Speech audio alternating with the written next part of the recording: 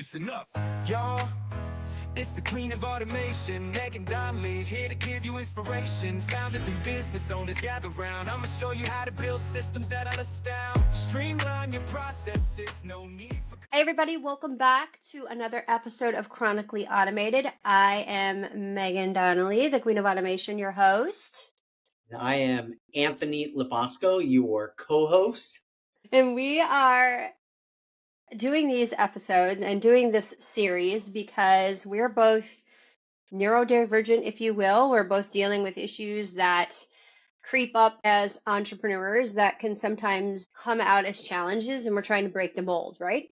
That's the whole goal, is to break the mold and show people that even if you've got challenges in your personal life to overcome, it doesn't have to affect your business life as an entrepreneur. And of course, we do that through automation and systems and processes because we both have figured out how to use this thing called automation and technology to make our lives easier, bigger, better, faster, stronger. So today, though, we're going to take a little bit of a spin and we're going to talk about, I know, right? You ready for the wild ride? All right. So I want to talk to, I totally just blew Anthony's mind earlier because when I told him I wanted to talk about this, because he's like, ooh, hiding in automations. So what I mean by that is when you use systems like automated systems to kind of disappear behind the scenes because you don't want to have the hard conversation. You don't want to emotionally be connected. You don't want to confront your customers when something goes wrong or like when you make a mistake. So you use your system to send out automated messages, or you use your system to like play, I don't know, play therapist for you. I don't know what the right term. Like, I don't even know how he would say it. Does that make sense? Am I making sense to people? Like, there's a way to over automate things. There's a way to emotionally remove yourself from your brand and your business and have the automations just take over everything. Well, here's what happens when you do that. You are no longer engaged with your customers emotionally, meaning they're talking to a computer, right? Like they're talking to a bot. They have no sense really of who you are. And I know that Anthony's going to jump in and talk about the sales process. So I'm going to put my spin on that in a second here. But when you don't have some form of human connection, especially when shit goes wrong, right? That's when I think the brands screw up the most.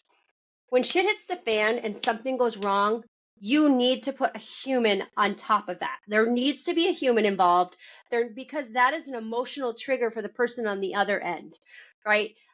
Anthony and I went through this week, and maybe he'll let me talk about that. He had a really frustrating moment, and it emotionally triggered him. And what's the first thing I did? I got on a call with him. I didn't just like send him some weird automated message.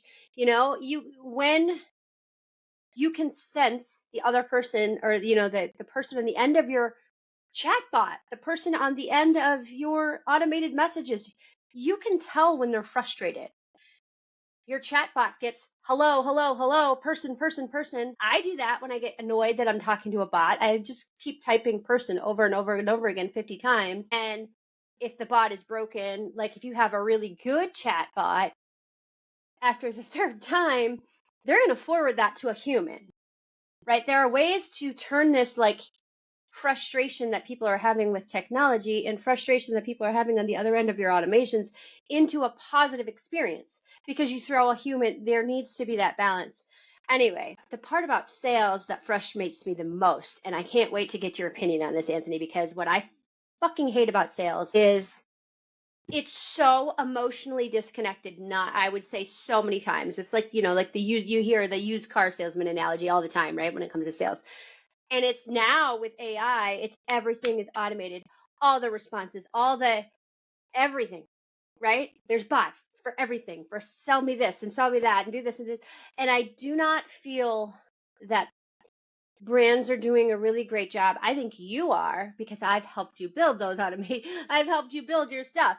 But you do a really good job of inserting yourself into the mix, right? Like, and making sure that there's a personal touch, and making sure that you're making phone calls, and making sure that you're actually involved in the process. I feel like, and maybe I'm totally wrong, but I feel like the sales process for a lot of companies is not like that anymore. Like everyone just wants to automate and get shit done faster, push it out the door, sell more. Am I wrong? Well, I think it's two things. I think it's that, and then I think you have the opposite extreme where they don't want to embrace anything. Yeah. And both of them Yes. really frustrate me. Both of those are horrible. Yeah, horrible. I think that, and let me tell you something, people feel that picking up the phone, making calls, going door to door, and everything is the way to go. And look, I feel as a sales professional, as a sales expert, you have to have a balance of both, right? I mean, you have to be able to, yeah, automation is a great way to hopefully, create some awareness and get somebody, a little bit interested in what you're doing, right? Having some sort of customized, outreach. But then from there, pick up the phone, leave a voicemail, Yes. either speak with them live. Don't feel bad if you trip over yourself because guess You're what? human. That's human. And oh my goodness, it's Yeah. in this day and age today that actually is, I think, better than having someone do something perfect. And authenticity is the key to life, at least in 2025. Being authentic now has really, in my opinion, is paramount to really everything, and people see through that. However, I want to talk about that. Hang on. Before you move on, I want to talk about authenticity because I don't want you to run away from that yet because everything is so AI and bot generated and all of this like computer generated, the reason that authenticity will win every time is because everyone now expects you to be a bot. They expect you to be a computer. They expect you to be a bot. They expect to not be talking to a human. So I can almost guarantee you that when a human picks up the phone and talks to them or sends them a personal messages or like with DMs, I take my phone and I literally put my phone right in front of me and I hit the little video. So when I do DMs on LinkedIn or wherever for people that I actually want to reach out to, I send them a voice message off the cuff. There's no scripts. There's nothing. I literally send like a 30-second voice message like, hey, happy Tuesday. How's it going? Welcome to my crazy little corner of LinkedIn. Blah, blah, blah, blah, blah, blah. And so they know it's me. And I generally will stumble in there because I don't have anything rehearsed. I'm just like, ooh, this person looks cool. I want to talk to them. And the response, the overwhelming response that I get back is like, wow, I can't believe you just sent me a personal message. It's not AI. It's not anything, it's me. And I can't even imagine how that works for you in sales because I it's got to be like amazing. I'm going to be honest with you. I don't do. I've done it a few times, but because I talk so much, like you have that minute. What are you talking about? I've never heard you talk too much. I know, and I just have to get better at it. But you are 100% right that it is something that people I think are really they're taken by it, and they just can't believe that someone would actually do that, put Like themselves spend out 30 there. seconds out of their day and like personalize a message. They're like, holy shit. But now let me just say something else. When it comes to automation, when it comes to even sending LinkedIn DMs or emails and things like that too, because you did touch upon that. There are services out there that you can do it in bulk, right? But you can't do it more Awful. than we only get 150 emails, and I don't know about DM. I mean DMs. I don't know DMs versus emails, but there is a limit. The point is that regardless, so 150, I guess, a week you should have generally. So maybe you could have 600 a month or something.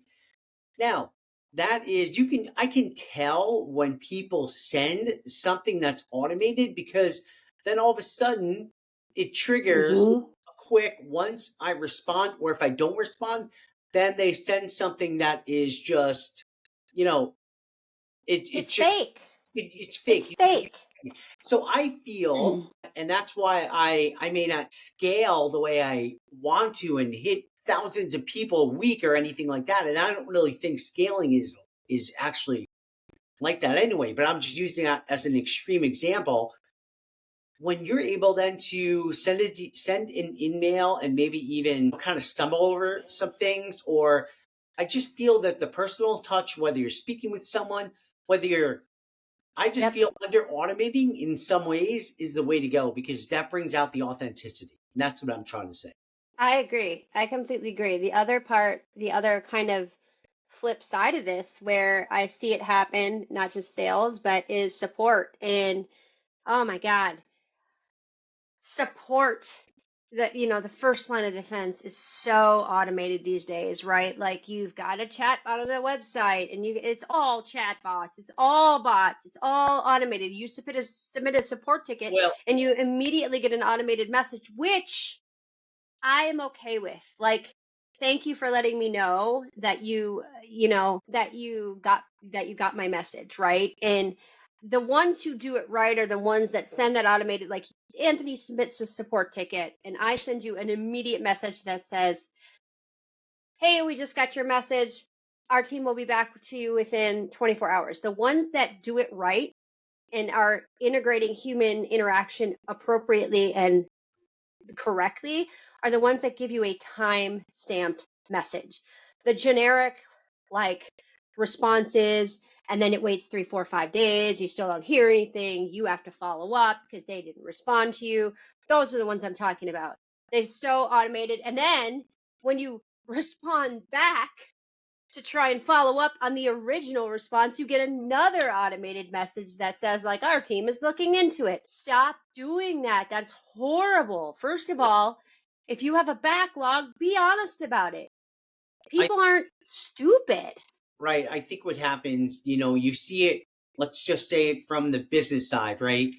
Um, that's logical and that's Yep. fine. And I think that's expected.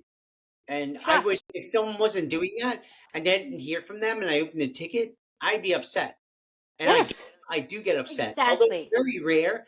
However, when you're over automating, especially when you're emotional or Yep. something, not even, somebody can be emotional when you're sending the first one.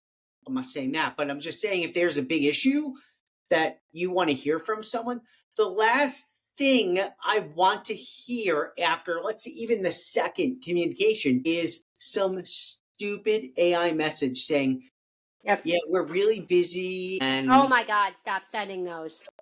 I don't want to hear anything about that. Now, I was also Ah, in the job market last year. So these automated, you know, now job is a whole other, we won't even touch that too much, but I'm just saying, like, the emotional side of things, whatever you're doing, whatever you're contacting, whoever you're contacting, and you're getting something is just, if you do it yes. right, like we do, or like, well, first of all, you do, but then we do together, I feel is a very, I don't know. And I think, I have a surprise for you. but I hold have a on. surprise. I have one Yeah. last point. I think because we are chronically automated, right? I think No and pun intended. no, total pun intended, because I feel that the empathy really goes a long way. And because Yep. of that, we can put ourselves into other people's shoes a lot more. I agree with that. I think that we probably are emotionally triggered. Kind of anybody on the spectrum, and anybody who's neurodiverse, anybody who's got, it's just part of who your brain and your makeup. And maybe some people aren't as intense as like I am per se, but you get triggered. You get emotionally triggered by. Intense, Megan. I'm not God. intense at all. Oh, I'm very calm you're and like, hey, collective. let's go. I just go with the flow. Like we're dancing. Yeah. Right. I'm sure that no one ever has ever said that. Hey, we should call my mom right now. Hey, mom, have I Exactly. ever been intense? Please, and for you to say to me that I was intense the other day and you actually had to like pick up the phone, yeah, I have my moments too. So I'm You with do. you. You know what happens. But I have a surprise. I want to go through a few. All right. We've talked about all the shit, right? Like the stuff that's bad. Now I'm going to give you ways. I'm just going to give them to you right now. Ways to build emotionally intelligent automations, okay? I've got them. We're going to do this. We're going to do this right now. I'm just going to give you a few examples because there are ways to do this. You can automate things and get back your time and sanity and make them still work for people. Okay. So one of the examples we gave about the chat bot, right? And Anthony just gave it too. Like, it's called a loop, right? It's like an accountability mirror type thing. Like, it's a loop where you're in this loop where you're talking to some chatbot on a website or wherever you are, and it just keeps feeding you the same answer, no matter what you say to it. Okay. Oh my And gosh. I just First of all, picture if you're using, someone by their computer, like, yeah, yeah, right, like, yeah, we don't my care about you. chatbot's got it. Yeah, exactly. They don't care. There are ways to get around that, okay? First of all, and it doesn't mean that you have to sit by your computer 24 hours a day. It really doesn't. I swear to God. So you do keyword triggers. For mine, it's person, or I want to speak to a person. Like, any type of intent where they are frustrated and they want to speak to a human. If you're not online at that time, it's as simple as saying, hey, our team's not available right now. I'm sending an email to them right now, whatever it may be. Someone will get back to you within, again, every time you send one of these automated messages, it needs to be time sensitive. You absolutely 100% need to put a time in there. And for the love of God, follow up within that time frame. Do not say your team is going to follow up in 24 hours if your team's not going to follow up in 24 hours. In fact, I don't think anyone on the face of this planet should ever put 24-hour follow-up, because unless you're a solopreneur and you're working with like 3 people, no one can follow up. It's just not possible. We're all too busy. I'm sorry. 48-hour minimum. Let's go. Like, flat out. But put that in there and say, hey, like, our team's not online right now. I'm sending them an email. Show the email that you're sending it to, and then do that. And then after the chat is over and that person is gone, they should go to their inbox and they will see a chat transcript of the chat that they just had. And there will be an email that says whatever with the person's name. So for us, it would be me or whoever the support person is that is going to be working the ticket. And if there's a group of support people, I don't care. Round robin that shit if you have to. This technology exists, people. There's a way to do this. It's called customer experience. Yes, like, just, you need to, honest, transparent, like, time sensitive. So that's one. The other one is the sales healthy boundaries. Like, we were talking about this. Now, again, Anthony does a really good job about this, like putting himself in there. But when people are frustrated, you have got to have intent data. If you are going to use AI at all in your sales process, in your marketing processes, in your support process at all, if this is the way you're going, you've decided you are going to be an AI business, you 100% need an intent engine, meaning that the machine that is running your AI and your automations and all of this can understand intent. It understands tone of voice. It understands positive and negative intent. Yeah. Because as soon as there's a negative intention happening, it's really not that hard. Like, people say, F you, leave me alone, stop sending me emails all the time.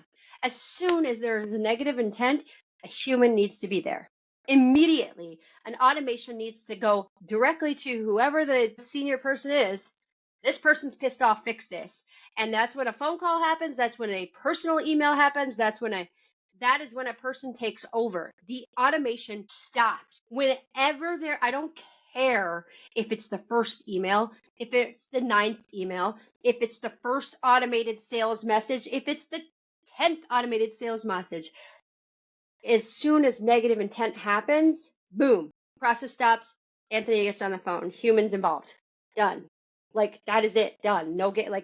Done. Because throwing more automation at it is only going to piss him off more. Yeah. And now you have a person who is pissed off at your brand and your business out there walking in the world, and they're going to go tell everybody else about a really shitty experience they just had.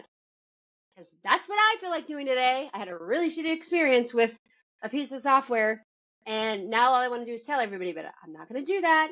I'm giving her one more human chance. I don't know why, but I am. But that's where this conversation really came from, and why I started saying I wanted to talk about this with Andy, because I am emotionally triggered about this really shitty experience that I had like 2 hours ago. Yeah. That's a lot there, right? I mean, we just as clients, as human beings, Yep. we assume Yeah. certain things like, oh my God, Yep. these people, they're ignoring us. Yeah. They just, they're sitting around ignoring us. They could be the best people in the world, and they could Yep. be a great company, and they could be just overwhelmed, but they're doing it wrong. So the Yep. perception that everyone has is bad. And I mean, for someone that's in technology and has been doing CX for many years, this is not new to that side of the industry. However, what is Right. new is that now, because the enterprises, again, you've got the large companies that were using that, whether it was on call centers and Yeah. major call centers and things like that. But now it's available to the solopreneurs, and let's say even people with side hustles or doing whatever it is that they're doing. So again, one extreme to the other. And I think Yep. overall people are expecting a level of service. Not that I think, I know that they are. So Yep. that's something that you as a business owner, if you're a business owner watching this, you have to embrace this, and you have to figure out how to get better. You can get better by automation. I'm sure Megan can explain how actually not difficult it is. So I'm going to say easy. I'm going to say Yeah. not difficult. Well, I mean, the whole point about this conversation is, if this is something you choose to do, and it should be. First of all, Anthony and I are not here to say don't use automation. Don't like for Oh my the we God. want you to love. Yeah, we 100% want you to. We 100%. want you to do this, but if you're gonna do it right and do it with a strategic mindset. I do not expect you to build out this huge mind map and, like, you know what, I get it. Like, that's my profession, that's what I do, whatever. Take a Google Doc, I don't care, write down the steps. What you need, though, is some strategy behind what you want your customers to feel. How do you want your customer to feel when XYZ is broken? Or to your point, even onboarding people or even business Yes. development and trying to bring people into the fold, Yep. trying to bring people in the beginning. And that is, in my opinion, the beginning of the customer journey. So, Yep. having that completely Onboarding is huge. is, yeah, I mean, just even, bringing on new clients and even reaching out to people. And I do that constantly. And you and I have really Yep. dug into that whole entire process. Yep. And a lot of it is over my head. But once we actually see it in motion and working, it's like, whoa, this is Yep. crazy how great this is. But the point is that there is a human element to it. And Yep. that's the balance that you have to have, whether it's service, whether it's business development, whether it's onboarding, all the above. I mean, it has to be Onboarding is a big one. Onboarding is huge. Onboarding will make or break your brand. It will. It will make or break your brand. And we do both. So we have automation kind of like walk through sequences for the software anyway, where you're onboarded, and as soon as you log in and you get into the software, you're going to get like that training. You're going to get that like step-by-step checklist. Like, here's the top 5 things that you need to do, get your system set up. And then you're also able to have, a 15-30 minute onboarding call with an actual human that will walk you through the process and have, answer your questions. And then on top of that, we're now introducing, like, as a third level for people who are done for you, or, I should say done with you people. We're going to offer a, subscription where you join the community, and once a month we go live with Q&A, and you submit your questions a week in advance. Now, this is obviously something you pay for, but it's pretty nominal compared to like what you could pay for. And you're going to get live help from us. And we're just going to answer your question. We're going to pull up the screen, and I'm literally going to teach you how to do it live on a call, right? And That's so this is human interaction, right? Like this is human interaction. And then obviously, you know, for those people who really don't, they just want to hand it over, fine, just pay us and we'll just build it for you. Which means you're going to get even more human interaction from us because I have to get on the phone with you and have a conversation to figure out who you are, what your business needs are, and go through that whole process. And then I'm going to take it back. Team's going to take it, build it all out, hand it back over to you with a big red bow on it, and you're off to the races, right? So, yeah, we're in the business of automation and helping your business, but we're not in the business of completely removing human emotion, right? Which is where a lot of things are going these days. Or I think it's just because people are running so fast down that automation and AI track, right? Like they're running down the track. They haven't taken the time to understand how to do it the right way and how to, and there's so many educational resources out there. There's so many people that you could talk to. There's so many ways that you could learn how to do this in a way that's not going to hurt your business. Because I can tell you, if you go super fast down the wrong road, down the wrong track, and you put all this crap in place, it's way worse to undo it all and redo it. well. So Let me stop. let me even say this, Megan. Right? I mean, that's great for how to run the business and everything. But Yeah. let's say in our cases, for people that are chronically automated, right? Chronically automated, really neurologically challenged, right? Yeah. Like just had a moment. Um, Whatever it is, you're building that system and everything, that framework around how Your you brain. Yep. around how you operate, whether you are, because let's face it, businesses are an extension of the owner's personality Yep. and the way that they're able to do things. Look, I wish I was a person that could stay up, exists on 3 hours of sleep and work, like crazy and stuff, but I'm not. I'm not that kind of person. Yeah, yeah, I'm right. So I need to I need to be able to, be more efficient with how I do things. So yeah, so my workflows and everything are built that way. But the end product still is a matter of, if a Yeah. client or, a prospect is getting back to me or something like that, yes, there are going to be some automations that are built in there that know because I operate Yeah. a certain way that, look, I'm not going to say, look, sorry, I have MS. I can't get back to you right away. No, of course not. Something that's a Yeah. lot more lighter and something that kind of fits into the way that we, as human beings, Yeah. operate. So I think that transcends, a lot of things as well. And that's a purposeful, meaningful automation and not what we're talking about, right? Like, so that right there is a great example of purposeful, meaningful automation, right? Anybody who works with me and Anthony, like they get to know our personalities and they know, right? Like anybody who works with me knows if they're getting an automation, it's going to be with purpose, right? There's a reason that you're getting it and it's not because of an avoidance, right? I'm talking about those, we are talking about those like avoidance where you can tell. It's almost like you said it earlier, and I don't even remember exactly how you said it, but when you get a response from a bot or an email or whatever, like an automated response, and you can just tell it's fake.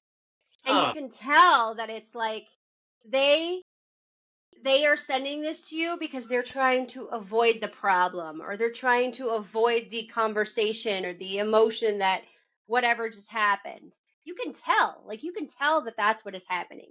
And and that's those are the worst. a glimpse of the culture as well, Yeah. right? I mean, that's a Right. I glimpse. don't want to work with that brand anymore. Yeah. No, Ew. I Yeah. mean, sometimes you have to if it's a utility, but anyway. Yeah. Right.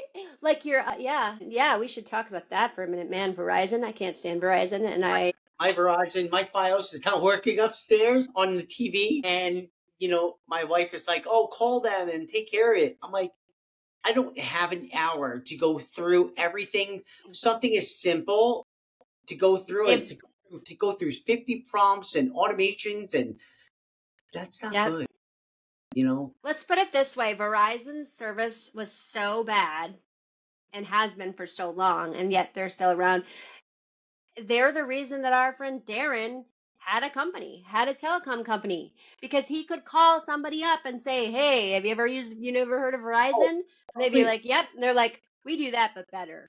And they were like, everybody in the world was like, "I'm in!" Like that, Oh, like that is the essence of what we were talking about today. Like just a horrible experience, and we are all about automation and all of this stuff, but it has to be done the right way, and you cannot just completely eliminate the human involvement, right? You just can't. So that's my soapbox, Anthony. I'm glad we talked about it. I don't know always. what else to say. I beat it with a stick. What else No, can we say about it? at the end of the day, right? It's purposeful automation, but it also is automation that you're not over automating, right? I think that's Yeah. really what it comes down to. Whether it's purposeful or not, well, it's got to be purposeful in some way, but you don't want to you don't want to over automate. Just like anything in Yep. life, you don't want to, you know, Yep. glutton. You don't want to be a glutton in everything, right? So I wouldn't say moderation, but you know, do it your way, but And in a way that's going to really turn people off. And you listen, people know. I mean, you kind of know, what is the way to do things and what's the way to not. But the thing today is that anything is really possible to do, and that's really what yep. If you tell Megan that, look, I don't want to talk to anyone ever, and do this and automate that, you can automate absolutely everything. But I am very I it. Yeah. yeah. You want I to talk do business forever? I mean, I don't know if that's, I don't know. I like to talk to my inner circle and my people, and outside of that I'm kind of just like, nope. I like to talk to our customers and our clients. I like to talk to them and teach them and help them grow. And when you think about it, how many people there are in the world, I mean, that's a really like small group of people.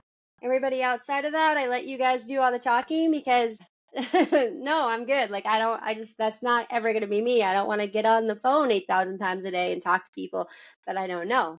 I I I don't. I hit a limit, and I can't do it. So for those of us that can't do it, that's where automations help, but you still have to be human about it. Anyway, that's the whole gist of it, is don't over automate things, and don't put automations in place so that you're basically disappearing and as a human, right? And you're avoiding conversations, and you're avoiding, like, the reason that the automation is there is so that you don't have to deal with the situation.